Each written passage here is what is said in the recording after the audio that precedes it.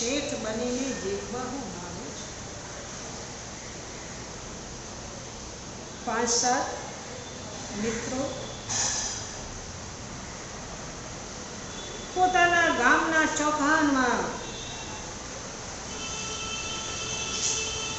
આવી કાંઈ ને કાંઈ રોજ ગપસપ લગાવતા બેઠા રહે। આજે પણ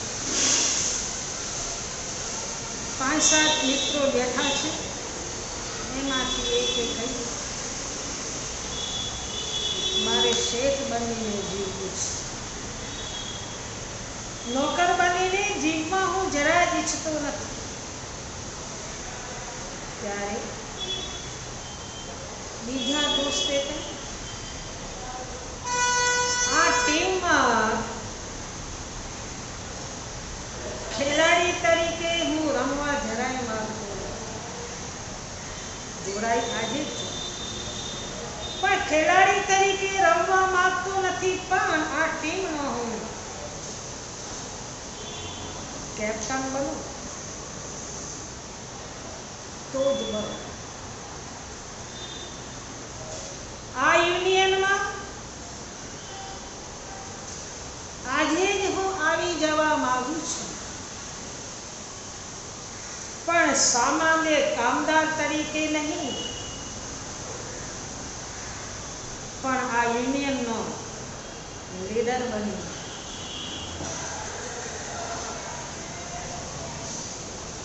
એટલે કે ઘણી બધી જગ્યાઓથી મને આમંત્રણ મળી રહ્યા છે. વળી ચોથા મિત્રે કહ્યું હું સંસ્થામાં સેવા જરૂર આપવા માંગુ, પણ સામાન્ય ટ્રસ્ટીના હોદ્દા ઉપર નહીં. આ સંસ્થામાં શું બનવું છે? પ્રમુખ. કોલેજની ચૂંટણીમાં આજે જ હું ઊભો રહી જવા માંગુ છું, પણ બનીશ તો GS. પાંચમા મિત્ર તરફથી આ વાત થઈ. ત્યારે આ ગ્રુપમાં રહેલો છઠ્ઠા મિત્ર, આજે ભલે હું કેબિનેટમાં વાણિજ્ય એટલે વેપારનો પ્રધાન, પણ આવતીકાલે મારે શું બનવું છે? ભારતના PM બનીને રહું તો જ આ જીવન નિશમ. મતલબ કે આખું જગત કોઈ સ્વામી બનવા, કોઈ સમ્રાટ બનવા, કોઈ નેતા બનવા, કોઈ સત્તાધીશ બનવા માટે દોડી રહ્યું છે. પણ મારે તમને પૂછવું એ છે, કોઈને સ્વામી બનવું છે, કોઈને સમ્રાટ બનવું છે, કોઈને સત્તાધીશ બનવું છે, કોઈને નેતાગીરી કરવી છે. મારે દુનિયાનો આખો વૈભવ પોતાનો બનાવવા માટે ઈચ્છી રહ્યો છે. એનું કારણ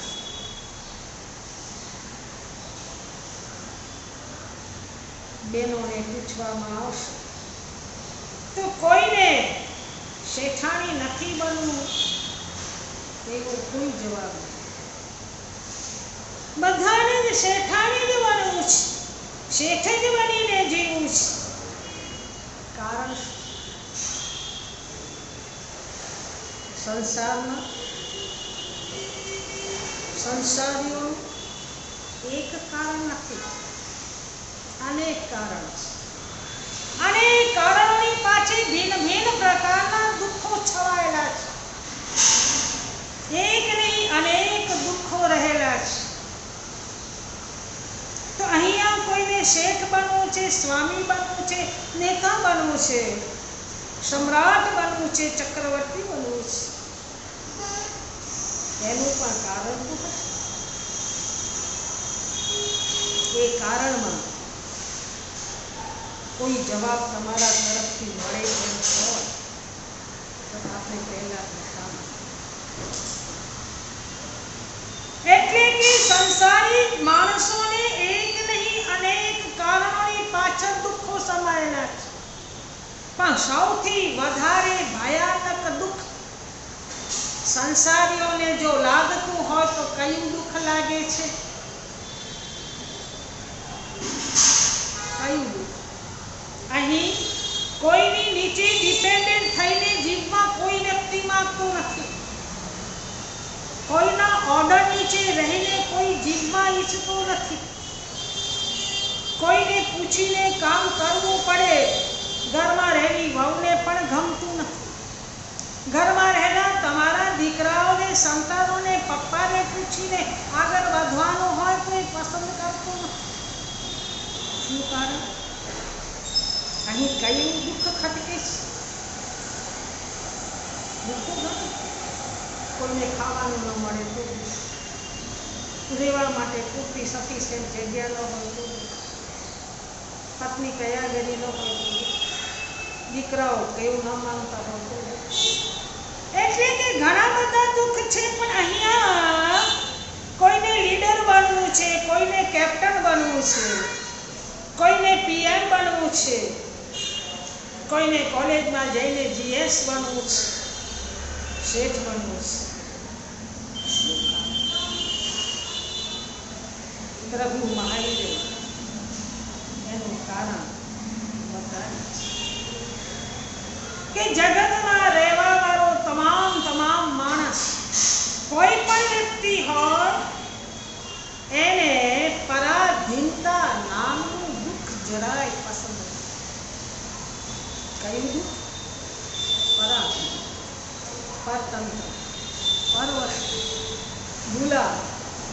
જ્યારે આપણું ભારત ગુલામમાં હતું, ગુલામીમાં હતું, બ્રિટિશ સલ્તનતનું જ્યારે અહીંયા રાજ્ય હતું, ભારતનો એક નાગરિક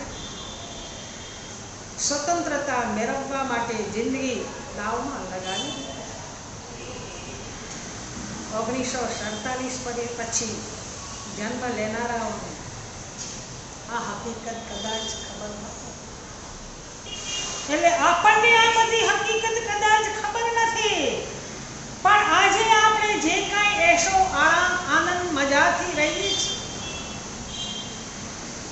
એમને પરાધીનતા નામનું દુઃખ ખટકી અને દુઃખને દૂર કરવા માટે, માતૃભૂમિને એમાંથી છોડાવવા માટે અને પોતાના ભાઈઓને સ્વતંત્રતા અપાવવા માટે એમણે જે પોતાના જીવનના બલિદાન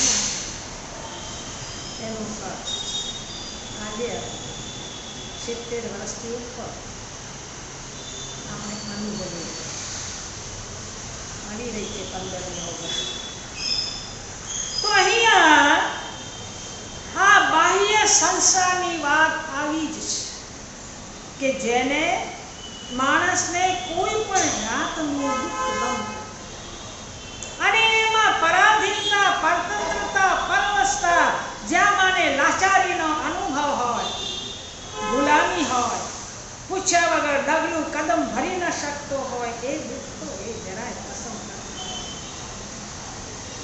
આપણે આજે ચાતુર્માસના પ્રવેશ કર્યા પછી પ્રથમવાર ગઈકાલે થોડાક મેસેજ આપ્યા હતા. આમ તો આ 2020ના ચાતુર્માસમાં આ ચેમ્બુર શ્રી જૈન સંઘના આંગણે શ્રી ઠાણા સૂત્રનું વાંચન કર્યું. પરંતુ સમય એવો આવી ગયો, વ્યાખ્યાન વીરવાણી અથવા દેવીવળી કરવાનો સમય અમને મળ્યો નહીં. આજે હવે આજથી બરોબર 1 મહિને પરીક્ષાની સમાપ્તિ થઈ. તો કાંઈ તમને બધાને કાંઈ ને કાંઈ પ્રભુ વીરની વાણી સાંભળવાની ઈચ્છા છે. અવારનવાર શ્રી સંઘને તથા અમને તમે પૂછી પણ રહ્યા છો કે તમારી બધાની ભાવનાને જોઈને, સાંભળીને થોડાક મેસેજ પ્રભુની વાણીના તમને મળે. એટલે ઠાણા સૂત્રના બદલે માધ્યમમાં લઈશું અધ્યાત્મ સાર. જે અધ્યાત્મ સાર ન્યાય વિશારદ પૂજ્ય ઉપાધ્યાયજી પ્રવર્ત શ્રી યશોવિજયજી મહારાજે એનું સર્જન કર્યું. એટલે કે એ અધ્યાત્મ સાર નામના ગ્રંથના માધ્યમથી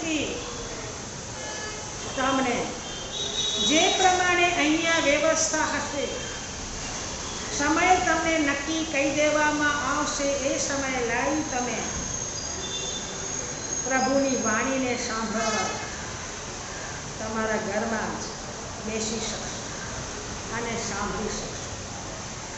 તો આજે અધ્યાત્મ સાર આપણે સાંભળશું, પણ એ પહેલા અધ્યાત્મ સાર શું છે? અધ્યાત્મ સારનો શોર્ટ મિનિંગ કરશું તો જે તમને દુઃખ પરાધીનતા નામનું ગમતું નથી, એનાથી મુક્તિ અપાવનાર જો કોઈ ગ્રંથ હોય અને એ મુક્તિ અપાવનારું જો સાધન હોય તો અધ્યાત્મ નામના ગ્રંથમાંથી તમને મળી જશે. એટલે આપણે રોજ રોજ અધ્યાત્મ નામના ગ્રંથમાંથી તમને સમયોચિત, તમને જીવનને ઉપયોગી, અત્યારે તમારા જે પ્રમાણે માનસની ધારા ચાલી રહી છે, તમારા મનમાં અવનવા વિચારોના તરંગો જે ઉત્પન્ન થઈ રહ્યા છે, તમને એમાંથી શાંતિ મળે, મનની શાંતિ, તનની શાતા અને અંતરની સમાધિ મળે, એ લક્ષ્યમાં રાખીને કાંઈક ને કાંઈક નવું નવું તમને પીરસવા અમારી ઈચ્છા છે. તો આજે આપણે અધ્યાત્મ જગતમાં પ્રવેશ કરશું તો ત્યાં સ્વામી બનવાની વાત નથી, ત્યાં લીડર બનવાની વાત નથી, ત્યાં સમ્રાટ બનવાની વાત નથી. બાહ્ય જગત અને અધ્યાત્મ જગતમાં જો કોઈ તફાવત હોય તો આ એક જ મોટો તફાવત. સંસારમાં રહેવાવાળો, બાહ્ય જગતમાં રહેવાવાળો મનુષ્ય તમામની, ચાહે ગરીબ હોય, શ્રીમંત હોય, ડોક્ટર હોય, દર્દી હોય, કોઈ પણ હોય, દરેકને શું બનવું છે? સમ્રાટ, સ્વામી, નેતા. જ્યારે અધ્યાત્મ જગતમાં શું બનવું છે? શું બનશે? અધ્યાત્મ જગતમાં સ્વામી નથી બનવું. અહીંયા અધ્યાત્મ જગત સ્વામી બનવા માટે છે જ નહીં. અહીં તો મારે સેવક બનીને પ્રવેશ કરવો, પ્રભુના દર્શન કરીને છેલ્લે જ્યારે દેરાસરમાંથી આપણે એક્ઝાઇટ બહાર નીકળીએ છીએ ત્યારે છેલ્લે પ્રભુને કઈ મનની ભાવના વ્યક્ત કરતા જઈએ છીએ. ભવો ભવ તુમ ચરણોની સેવા, હું તો માગું છું દેવાધિદેવ, સ્વામી જુઓને સેવક જાણી, એવી ઉદય રત્નની વાણી. હે પ્રભુ, તારી સેવા ખાલી આ ભાવમાં જ મને મળી એનાથી મને સંતોષ નથી. એટલે મારા જેટલા પણ ભાવ હજી કરવાના બાકી હોય તો મારી તારી પાસે એક જ ઈચ્છા, એક જ અરજી, એક જ પ્રાર્થના છે કે ભાવમાં તારા ચરણની સેવા મને મળી જાય. ચરણની સેવા કોણ કરે? શેઠ કરે, સમ્રાટ કરે, તવંગર કરે, પૈસાદાર કરે. ચરણની સેવા તો જે મને સ્વામી એટલે કે યોગ શાસ્ત્રમાં કુમારપાલ માટે બનાવેલું શ્રી કલિકાળ સર્વજ્ઞ હેમચંદ્રાચાર્ય મહારાજે યોગ શાસ્ત્ર જેવું ગ્રંથ બનાવ્યો, વિતરાગ સ્તોત્ર જેવું ગ્રંથ. એ વિતરાગ સ્તોત્રમાં આ ગાથા રહેલી છે, તવ પ્રેષ્યોસ્મિ દાસો. પ્રભુ, હું તારો માને નોકર છું, ચાકર છું, તારો સેવક છું, એટલું નહીં તારો કિંકર બનવા હું તૈયાર છું. જે કલિકાળ સર્વજ્ઞ, જે સમય હેમચંદ્રાચાર્ય મહારાજ આ પૃથ્વી તલ ઉપર વિચરી રહ્યા હતા, એ સમયના એ સર્વજ્ઞ પુરુષ કહેવાતા. અદ્ભુત એમનું જ્ઞાન. જીન શાસનને એને અનેક પ્રકારની સંપત્તિ સાહિત્યની શ્રુતિની આપીને ગયા છે. આજે આપણે અમીર હોઈએ તો આવા કવિતા સર્વજ્ઞ હેમચંદ્રાચાર્ય, અમીર હોઈએ આજે આપણે, આપણી પાસે વિશાળ વિરાસત હોય તો યશોવિજયજી મહારાજ જેવા, આપણી પાસે જો આપણે આજે આપણી પાસે અમીરાઈ હોય, અમીર હોઈએ તો ભદ્રબાહુ સ્વામી, આચાર્ય વીર સુરી, આચાર્ય પાર્શ્વચંદ્ર સુરી, જેમને આ જૈન શાસને ખૂબ ખૂબ ખૂબ સૂતના ભંડારો નાખ્યા. અને સૂતના ભંડારમાંથી તવ પ્રેષ્યોસ્મિ દાસોસ્મિ પ્રભુ હું તારો નોકર છું, ચાકર કિંકર છું. તું મને ખાલી એટલું જ કહી દે. શું કહી દે? કે મારે તારો સ્વીકાર મેં સેવક તરીકે કરી લીધો છે. કોઈને જવાબ આપો હા તો આપણે શું કહીએ છીએ? હા, ઓમ મિતિ પ્રતિપદ્યસ્વ. ત્રીજી લાઈનમાં લખ્યું ઓમ. સંસ્કૃતમાં હાને શું કહેવાય? ઓમ. મેં તારો સેવક તરીકે હે હેમચંદ્રાચાર્ય તારો મેં સ્વીકાર કરી. તો નાથ નાથ પરમ ગુરુ. તો એનાથી ઉપરાંત પ્રભુ મને આ દુનિયામાં કાંઈ. એટલે અધ્યાત્મનો જગત સ્વામી બનવા માટેનો નથી. અધ્યાત્મનો જગત સેવક બનવા. આજે તમે જે બધા ટ્રસ્ટીઓ છો સંસ્થાના, દેરાસરના, કોઈ સંઘના, કોઈ ગામના, કોઈ સમાજ, જો મને સ્વામી બનીને વહીવટ કરશો તો ગયા. દેરાસરમાંથી નીકળતા પ્રભુ હું તારો સેવક છું, તું એકવાર તો મારી સામે નજર કરી લે.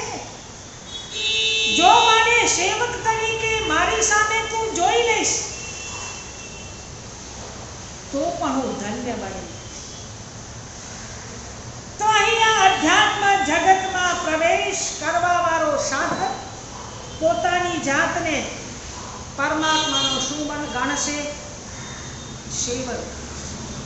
એટલે કે સર્વજ્ઞ ભગવાનનો હું શું છું? સેવક. નંબર 2 માં શાસનનો હું સેવક. નંબર 3 નો હું સંઘનો સેવક. સર્વજ્ઞ ભગવાનનો સેવક નંબર 1, નંબર 2 શાસનનો હું સેવક. જે સંઘમાં હું રહું છું એ સંઘનો હું સેવક. જે સમાજની વચમાં હું રહું છું, જીવું છું, જીવન વિતાવું છું એ સમાજનો હું સેવક.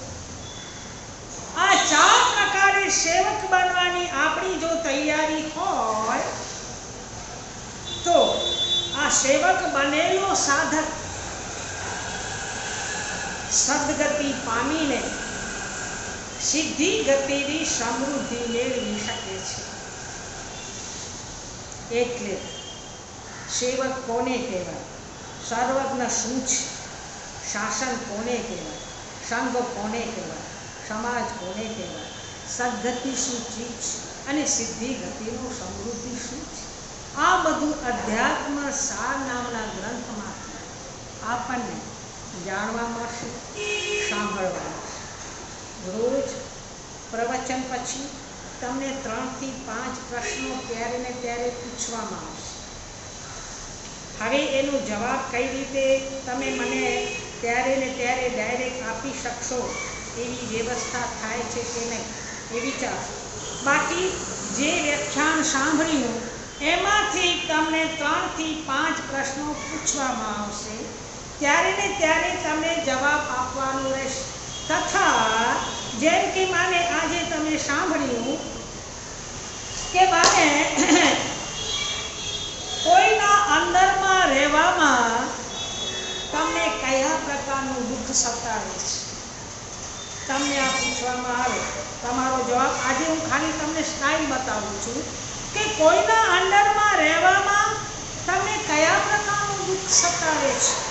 દુઃખો ઘણા, પણ તમારો જવાબ તરત જ જે વ્યાખ્યાનમાં સાંભળ્યું છે એટલે તમારો જવાબ શું આવે?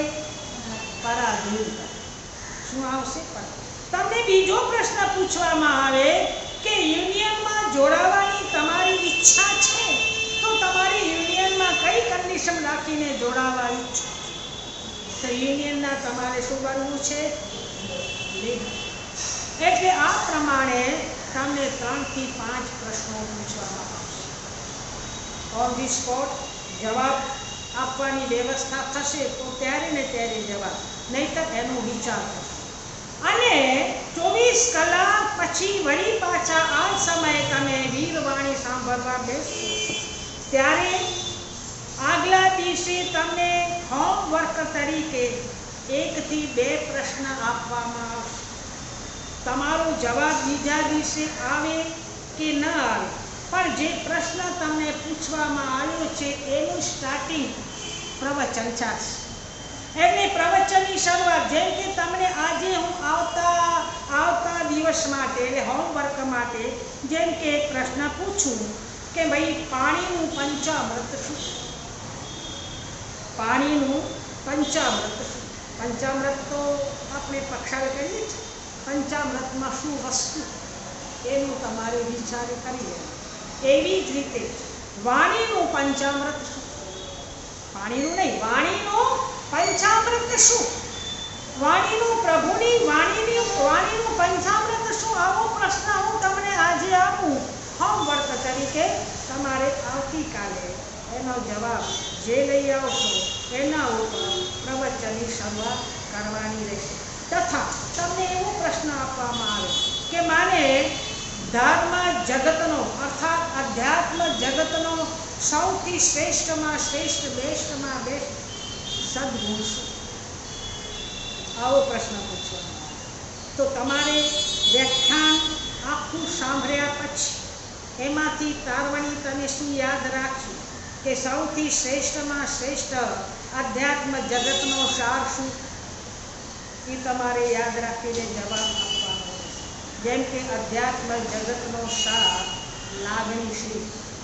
અને એની સામે તમને પૂછવામાં આવશે કે આજે જે જગતમાં તમે જીવી રહ્યા છો, જેને આધુનિક યુગ કહેવાય, જેને વિજ્ઞાન યુગ કહેવાય, જેને સાયબર યુગ કહેવાય, કોઈ પણ યુગ તમે કહો, પણ માને જે યુગમાં તમે જીવી રહ્યા છો એ યુગમાં વિજ્ઞાન જગતનો સૌથી શ્રેષ્ઠમાં શ્રેષ્ઠ અર્થાત તમારી દ્રષ્ટિએ શ્રેષ્ઠમાં શ્રેષ્ઠ ગુણ અને અધ્યાત્મ જગતમાં પ્રવેશ કરનારા સાધક માટે એ ગુણ કદાચ ન હોય તો એવો ગુણ કે દુર્ગુણ વિજ્ઞાન જગતનો શું? આવા બધા પ્રશ્નો તમને હોમવર્ક રૂપે આપવામાં આવતીકાલે શ્રાવણ સુદ પાંચમ છે એટલે કે 22મા બાલ બ્રહ્મચારી શ્રી નેમિનાથ ભગવાનનું જન્મ કલ્યાણ છે. એટલે તમારાથી યથાશક્તિ જે રીતે આરાધના થાય એ રીતે આરાધના કરવાની. આજે તપાગચની સમાચારી પ્રમાણે માસ ધરનો દિવસ છે. આવતીકાલે પંચમીની સંવંતરી કરનારા માટે માસ ધરનો દિવસ છે. એટલે કમથી કમ નોકાશી અને ચોરિયાર કરવાનું, લીલોતરી કાલના દિવસે અને આજના દિવસે નહીં ખાવાની. જેટલો આરંભ સમારંભ ઓછો થાય એ ધ્યાન રાખીને આ 2 દિવસ તમે માને ઉત્સવ રૂપે અર્થાત આરાધના રૂપે મનાવશો. તથા પ્રતિક્રમણ સાંજના કરો એ પહેલાં કે પ્રતિક્રમણ પછી હંમેશા આપણે કહીએ કે અમારે પરિપાટી ચાલે છે, વ્યવહાર ચાલે છે કે શ્રી નેમનાથ ભગવાનના શ્લોકો બોલવાના, તો તમારે ઘરે બેસીને નેમનાથ ભગવાનના શ્લોક બોલી શકો છો. આ પ્રમાણે તમને એકાશના આદિ કંઈ પચખા લેવાના હોય તો લઈ પહેલાં ઉપવાસ સૂર્યજી અબતટમ પચકાય તિર્યંજાન સંખાય સાયમન પાણા તોસી સાત તોસી તિરુપત પચકાય અનંતરમ સંસ્કારમ પચન સર્વ મહાપ્રાણમ સબ સમાયુક્તમ પ્રાણસમેન અનેન વચનવા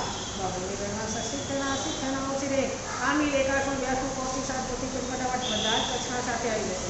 તો ગાય સરે પહોંચી સાત પોથી પદ્મતા વટ कुछ खाए अनंतरम शास्त्राणं प्रशंसां महाकालं समयतेरणं आनीले कच्छाय अनंतरम शास्त्राणं देवालयं एकसं नित्यं पंचोपचारं महाकालं समयतेरणं वेगैर्विशेषं शास्त्राणं साधनं सागारिणां कर्मकाण्डं पठामः एकाशं व्यासं नित्यं गायनं सायमनं शास्त्राणं सागारिणां महाकालं नित्यं पाठनं महाकालं समयतेरणं सानसं बोलना ससिद्धना सिद्धरमाना वो शिरे शांति आठम अषाढ़ी 14 થી ચાલી રહ્યા છે.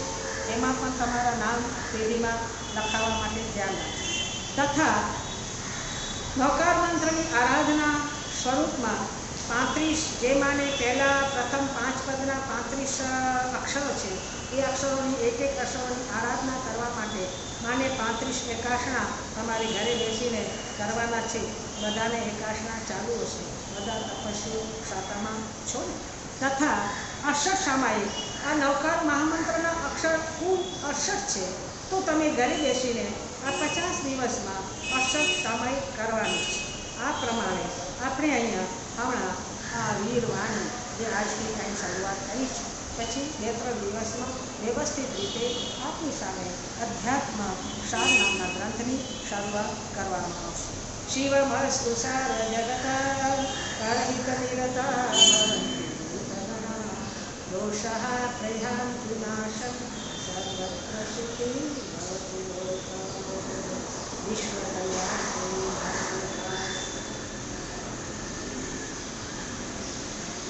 नमो दिनानन्दभय नमो दिनानन्दभय नमो दिनानन्दभय चौबीसन्ति दिनवरः तीर्थैरामे पश्यन्तु चौबीसन्ति दिनवरः तीर्थैरामे पश्यन्तु चौबीसन्ति दिनवरः तीर्थैरामे पश्यन्तु सिद्धासिद्धिं मम दिशन्तु सिद्धासिद्धिं मम दिशन्तु सिद्धासिद्धिं मम दिशन्तु सर्वमङ्गलमाङ्गल्यं सर्वकल्याणं प्रधानं सर्वधर्माणां जयं जयति बोलो श्री आदिनाथ भगवान